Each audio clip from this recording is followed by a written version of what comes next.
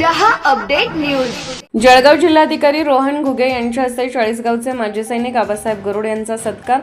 जळगाव जिल्हा पातळीवरील उल्लेखनीय कार्याची दखल।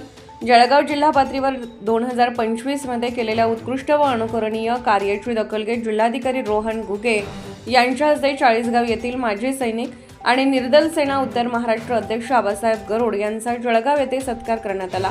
जिल्ह्यातील सैनिक व माजी सैनिकांच्या हितासाठी सातत्याने कार्यरत असलेले आबासाहेब गरुड यांच्या योगदानाचे मूल्यांकन करत डिस्ट्रिक्ट सोल्जर बोर्ड तर्फे त्यांची निवड करण्यात आली। सैनिक कल्याण अधिकारी मेजर डॉक्टर निलेश पाटील, उगले साहेब, गायकवाड साहेब, रतिलाल महाजन तसेच जळगाव सोल्जर बोर्डचा संपूर्ण स्टाफ यांनी त्यांच्या कार्याची दखल घेत या सत्कारासाठी पुढाकार घेतला। आबासाहेब गरुड यांनी माजी सैनिकांच्या समस्या, कल्याणकारी योजना, मार्गदर्शन आणि संघटनात्मक कामांमध्ये केलेल्या सततच्या प्रयत्नामुळे जिल्ह्यात त्यांचे योगदान ठळकपणे अधोरेखित झाले आहे। त्यांच्या कार्याचे कौतुक करत जिल्हाधिकारी घुगे यांनी त्यांना प्रशस्तीपत्र व स्मृतिचिन्ह प्रदान केले।